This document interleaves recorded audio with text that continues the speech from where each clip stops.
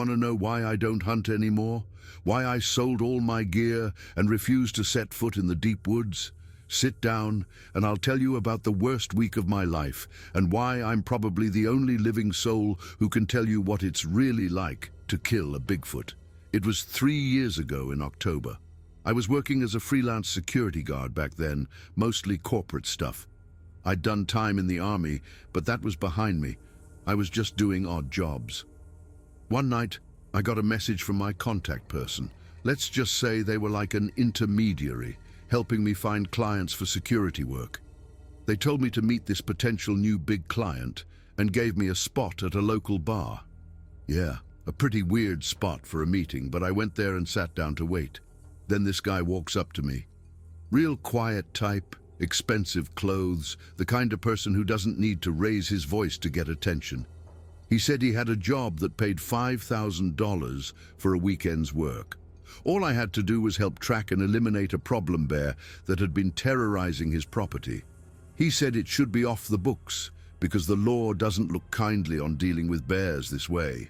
Looking back, I was an idiot for not thinking, why would someone ask me, an ex-military guy, to go hunt a bear? Aren't there rangers for this kind of thing? Can't they just tranquilize the bear and move it away? I guess the money clouded my judgment. $5,000 for a bear hunt. I should have known something was up right there. He introduced me to 3 other guys he'd hired. There was the ex-military guy who carried himself like he'd seen some serious action overseas. Lean, sharp, always scanning his surroundings like he expected trouble. Then there was the big, quiet dude who looked like he could wrestle a tree and win. He had to be 6 feet 3 inches and built like a linebacker with hands the size of dinner plates.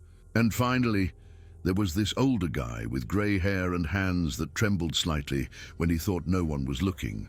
Maybe 60, but still looked tough as nails, with the kind of weathered face that spoke of decades spent outdoors. We all had hunting experience, we all needed the cash, and we all should have asked more questions. The client gave us coordinates to a base camp about 4 hours north, deep in the Cascade Mountains territory of Washington state. He said the bear had already delayed the job, scaring off workers. It was described as an unusually large and terrifying-looking creature. Our job was simple: track it down and permanently eliminate it. He provided us with high-powered rifles. Winchester Magnum 300 bolt-action rifles with enough stopping power to bring down a grizzly bear at 200 yards, along with enough ammo to fight a small war and all the camping gear we'd need. The drive was pretty standard. We loaded everything into the big guy's pickup truck and made our way through increasingly narrow logging roads until we reached what could barely be called a trail. The pavement had given way to gravel, then dirt, then just 2 tire ruts winding through dense pine forest. We were constantly climbing into mountains that seemed to get more remote with every mile. The base camp turned out to be nothing more than a clearing with a fire pit and some basic supplies left for us. Some tarps, some rope, emergency rations that looked like they'd been there for months. Cell phone reception had vanished 20 miles back, and the client had given us a satellite phone for emergencies, though the dense forest canopy made it hard to get a signal. The nearest ranger station was probably 60 miles away through terrain that would take days to cross on foot. That first night around the campfire, we went over our plan. We'd start tracking at dawn, follow any sign we could find, and hopefully have it wrapped up by sundown. The older guy had the most experience with problem bears, and he kept talking about how strange it was for a bear to be so aggressive this late in the season. Most bears should be focused on getting ready for winter, not attacking people. He'd been hunting for over 40 years and had never heard of a bear actively stalking humans the way this one was described. The ex-military guy was studying topographic maps by firelight, planning our route and identifying potential escape routes if things went south. He had this methodical way of approaching problems that made me feel more confident about the whole operation. The big guy mostly just listened, occasionally asking practical questions about ammo and field prep. None of us slept particularly well that first night. The woods were too quiet, if that makes sense. Usually when you're camping, you hear all sorts of nighttime sounds, owls hooting, rustling in the underbrush, maybe a pack of coyotes howling in the distance. But this place was dead silent, except for the occasional snap of a twig somewhere in the darkness, like something big was moving just beyond the reach of our campfire light. We started tracking around dawn when the light was just strong enough to make out details on the ground. It didn't take long to find signs of our target, but what we found made us all stop and stare. These weren't bear tracks. They were footprints. Of course, but they looked almost human, except for their size. Each print was easily twice the length of my boot and much wider, pressed deep into the soft earth near a small creek. The stride length was enormous, suggesting whatever made them was walking upright and stood well over 8 feet tall. The toes were clearly defined, showing 5 digits like a human foot, but much longer and more robust. There were no claw marks like you'd see from a bear, just the impression of massive bare feet. The ex-military guy was the first to speak. He said maybe we were dealing with a person, some kind of crazy hermit living wild in the woods. But the depth of the prints in the soft earth suggested something weighing at least 400 or 500 pounds. No human is that big and still able to move through dense forest with the kind of stealth these tracks suggested. The big guy was crouched down by the creek, studying the prints more closely. He pointed out that whatever made them had stepped carefully from rock to rock in several places, showing intelligence and planning. A rabid bear wouldn't move with that kind of deliberate caution.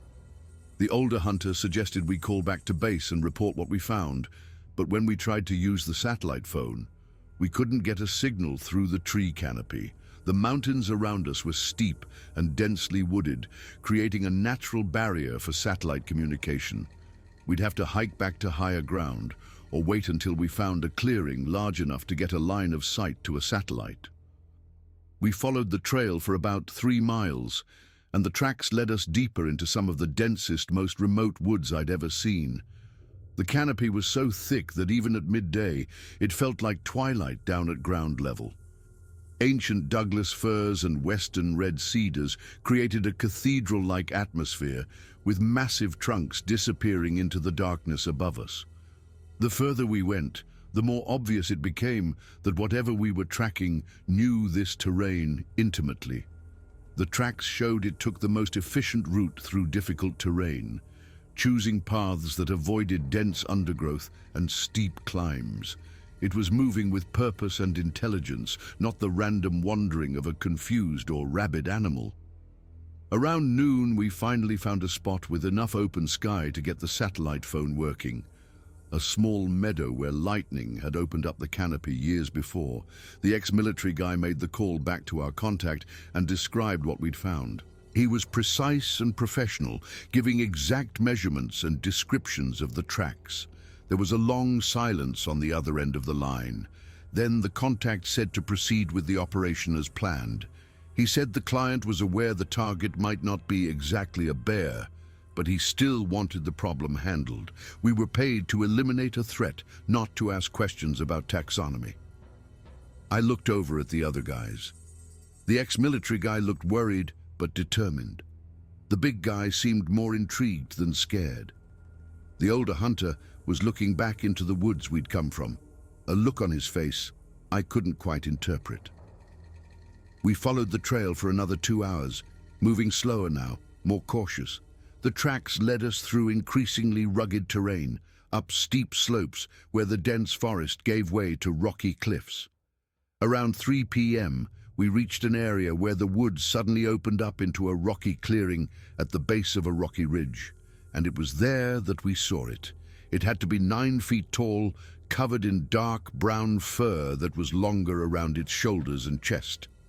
The face was somewhat ape-like but more human than any gorilla or chimpanzee. Large brown eyes that looked at me with an unsettling intelligence. It was standing completely upright, balanced on 2 legs, with a posture that was unmistakably humanoid. The arms were long and muscular, hanging down to its knees, ending in hands with fingers that looked fully capable of fine manipulation. It was standing by a small pond, apparently drinking when we entered the clearing.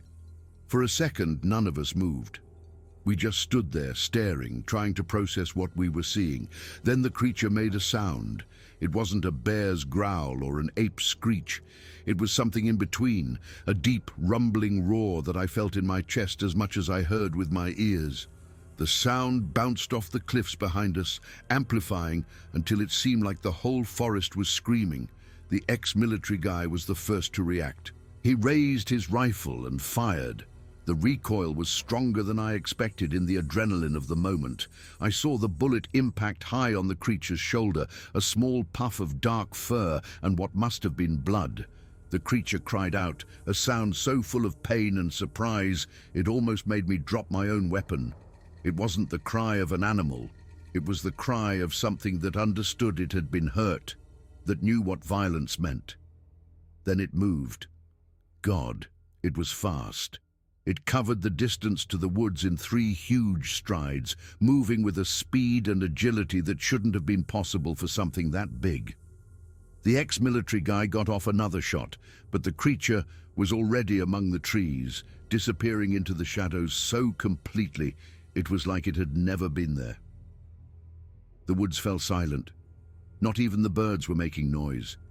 It was just the 4 of us standing in that rocky clearing, trying to process what we'd just seen and what we'd just done. The older guy was the first to speak. He said we needed to go, right now, back to base camp and get out of these mountains. He said he'd been hunting his whole life and had never shot something that made him feel guilty afterward. But the ex-military guy wasn't listening. He had that look I'd seen before in the service, that determination to finish a mission no matter what. He said we'd wounded the creature, that it was our responsibility to track it down and finish the job. We couldn't just leave it hurt in the woods to suffer. Part of me knew he was right. If we were going to shoot the thing, we needed to finish the job. But another part of me, the part that had seen those intelligent eyes, wanted to agree with the older hunter and just leave. The big guy sided with the ex-military guy. He said we'd taken the money, we'd taken the job. The only way out was through, so we started tracking. The blood trail was easy to follow at first. Bright red drops on the rocks and leaves, occasional smears where the creature had leaned against a tree. But as we went deeper into the woods, the trail became more scarce. Either the creature was stopping bleeding, or it was getting more careful about hiding its trail. We followed for about 2 hours, moving through increasingly dark woods as the sun began to dip behind the western ridges. Darkness came earlier here in the valley bottom, with the tall cliffs blocking out the last rays of the day. Then we heard the call. It came from higher up the hillside, a long, mournful sound that was part howl, part roar. It was answered by another call further north, then another to the east. We were surrounded. The ex-military guy got us back to back, the 4 of us forming a circle with our rifles pointed outward. He said we wouldn't shoot unless we saw a clear target, that we needed to conserve ammo and stay calm. The calls continued, getting closer. I could hear things moving in the underbrush around us, the snap of branches and the rustle of heavy footsteps on leaf litter. But I couldn't see anything. The creatures were using the fading light and dense foliage to their advantage, staying just out of sight as they circled us. Then they stopped. The calls ceased. The movement stopped. The woods became so silent I could hear my own heart pounding in my ears. We waited, rifles at the ready, for what felt like hours, but was probably only minutes. Then something hit the older hunter. I didn't see it coming. None of us did. 1 second he was there, holding his rifle, and the next he'd been knocked down, with a dark, massive figure standing over him. The ex-military guy spun and fired, but the creature had already moved, dragging the older hunter into the underbrush. We heard his screams getting fainter, then fading out entirely. The rest of us backed away, trying to keep our backs together, our rifles pointed in all directions at once. The big guy was yelling, just curses and denials, trying to process what had just happened. The ex-military guy was trying to stay calm, saying we needed to move. We needed to find a better defensive position. But before we could move, the next attack came. This time it hit me. I felt massive hands grab my shoulders, lifting me off the ground like I weighed nothing. My rifle was ripped from my grip as easily as you'd take a toy from a child. Then I was flying through the air, breathless, landing hard on the soft earth about 20 feet from where I'd been standing. By the time I recovered and looked up, the other two were gone too. I could hear gunfire in the distance, the shouts of men, and those terrible rumbling calls from the creatures. Then it all stopped. I lay there in the darkness, not daring to move, barely breathing. I could hear things moving around me in the pitch black. Heavy footsteps, deep breaths, the occasional guttural sound that could have been communication between the creatures. I tried to remember where I'd seen my rifle fall, but it was too dark to see anything beyond a few inches. Then I felt hands on me again. They weren't violent this time, deliberate but not rough. The creatures lifted me, holding me under the armpits, and began to carry me through the woods. I tried to fight, but it was useless. The thing holding me was so strong that my efforts were simply ignored. They carried me for what felt like miles, sometimes walking on level ground, sometimes climbing steep slopes where the creatures scrambled effortlessly while carrying me like luggage. Eventually, we arrived at some kind of cave or rock shelter. I could feel the change in the air, the way sounds bounced off differently. Stone walls nearby. The creatures set me down on the ground and backed away. I could hear others nearby, heavy breathing, occasional movement, the muffled sounds of someone else groaning in pain. I called out. The ex-military guy answered from somewhere to my right. The big guy answered from my left, but the older hunter made no sound. We spent that night in what I can only describe as absolute terror. We couldn't see anything. The creatures had brought us to a place so dark, it was like being buried alive. We could hear them moving around us, communicating occasionally with low grunts and chirping sounds. But they never attacked us, never tried to hurt us further. They just kept us there, in the dark. When morning came, light filtered through what must have been a small opening somewhere above us. We found ourselves in some kind of natural cave formed by large rocks that had fallen against each other. The space was large enough to hold about 20 people, with a ceiling about 15 feet high in the center. We could see each other now. The ex-military guy had some cuts and bruises, but seemed mostly unharmed. The big guy was in worse shape, holding his side where it looked like a few ribs might have been broken. And the older hunter was lying against the wall, unconscious or worse. I crawled over to him and checked his pulse. He was still alive, but barely. He had an ugly gash on the side of his head where he must have hit a rock. I tried to wake him, but he didn't respond at all. The creatures were there too. I could see 3 of them now in the dim light. One was the big one we'd seen by the pond, still with a dark wound visible on its shoulder where the ex-military guy had shot it. The other 2 were slightly smaller, maybe 7 or 8 feet tall, with lighter fur. A family, I realized. We'd hurt one of them, and now we were in their power. The creatures watched us from the other side of the cave, their large, dark eyes following our every move. They didn't seem angry exactly, more like cautious, vigilant, trying to figure out what to do with us. We spent what must have been 4 days in that cave. The creatures brought us water occasionally, carrying small amounts in their cupped hands and depositing it in a depression in the rock. They never brought us food, but at least we could drink. The older hunter, however, never regained consciousness. We could see he was getting worse, his breathing becoming more shallow, his pulse weaker. There was nothing we could do for him without proper medical equipment. The ex-military guy tried to communicate with the creatures, using gestures to indicate that we needed to leave, that our friend needed help. I'm not sure how much they understood, but they were certainly watching us with what seemed like consideration. On the fourth day, something changed. The largest creature, the one that had been injured, approached the older hunter.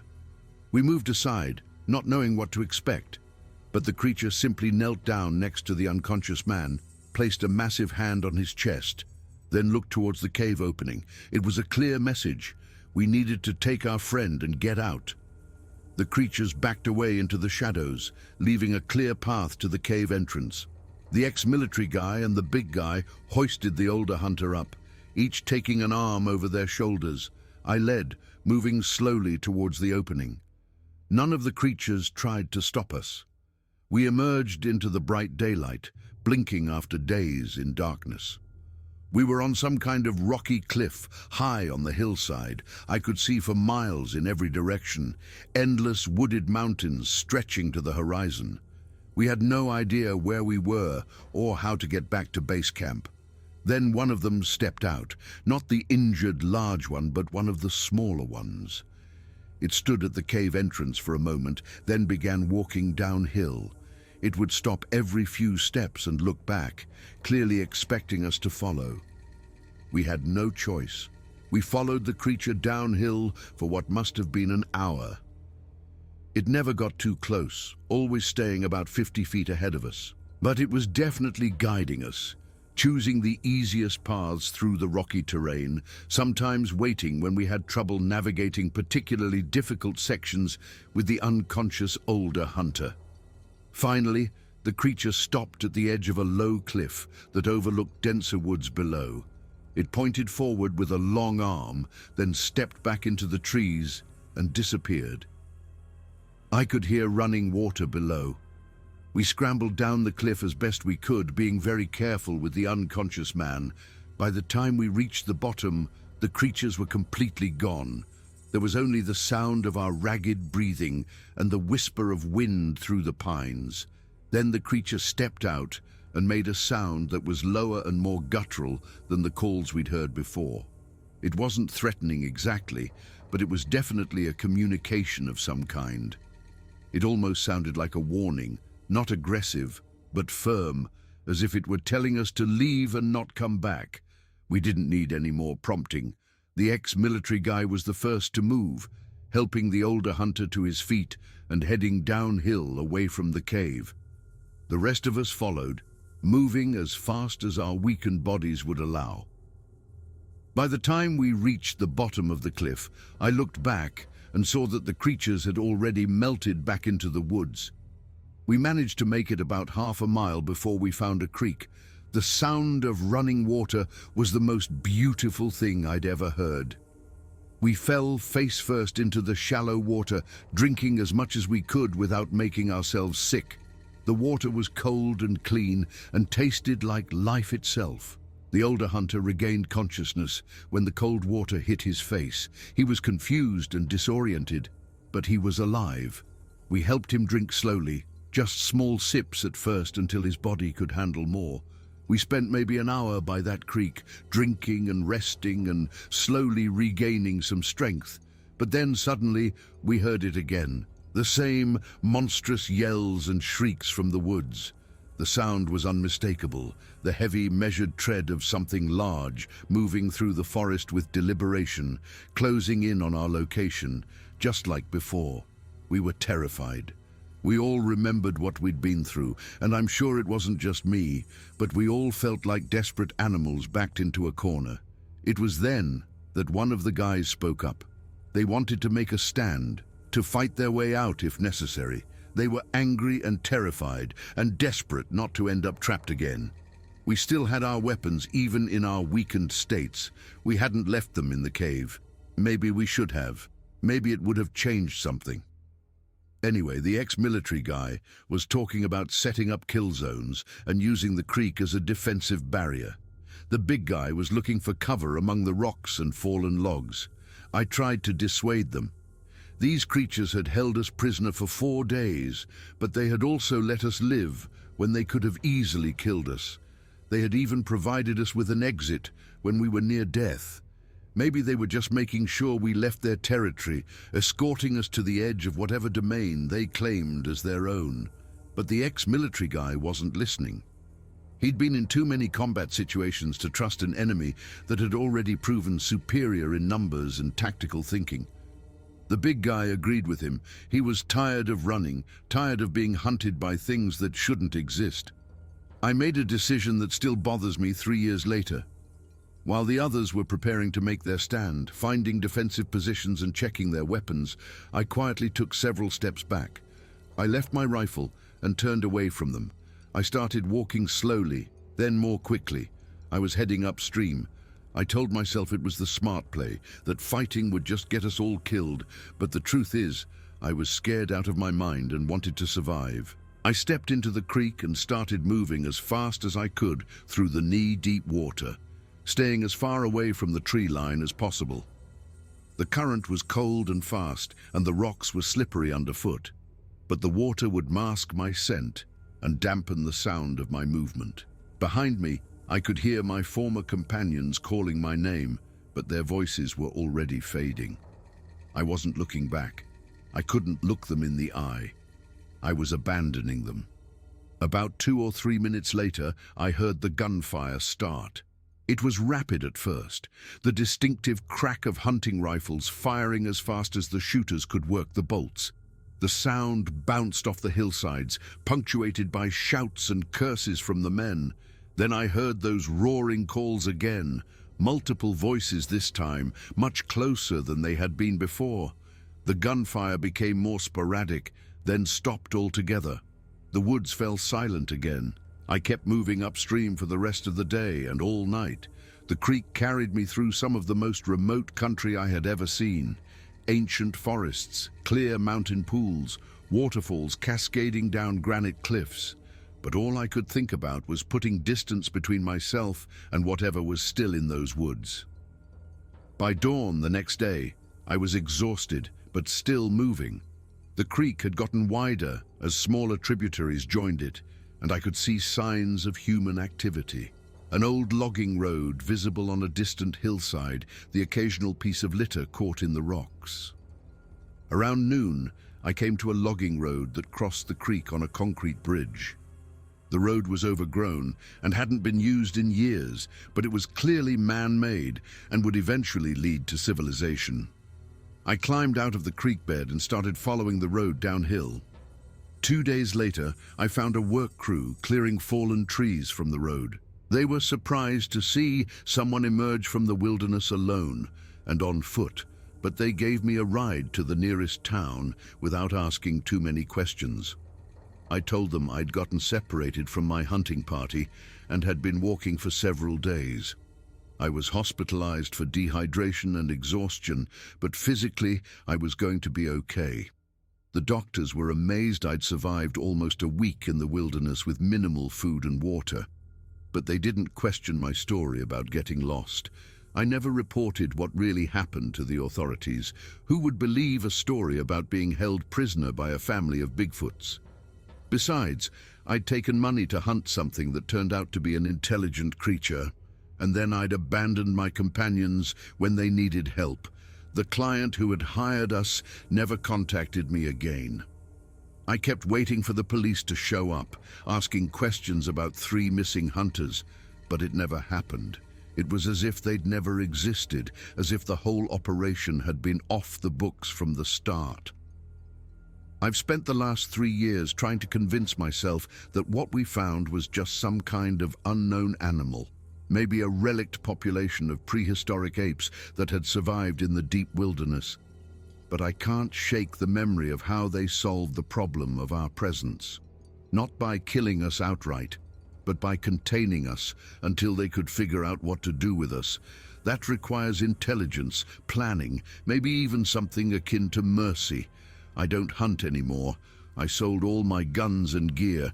I have a job in the city now, working security for an office building where the biggest threat is teenagers trying to skateboard in the parking lot.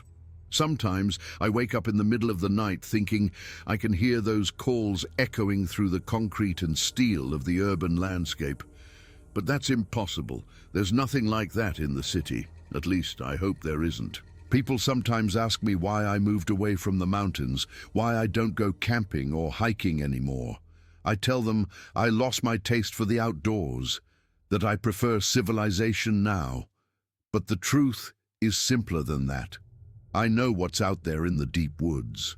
I know we're not alone on this planet, and I know that sometimes, if we're very lucky, the things we don't understand will show us more mercy than we show them.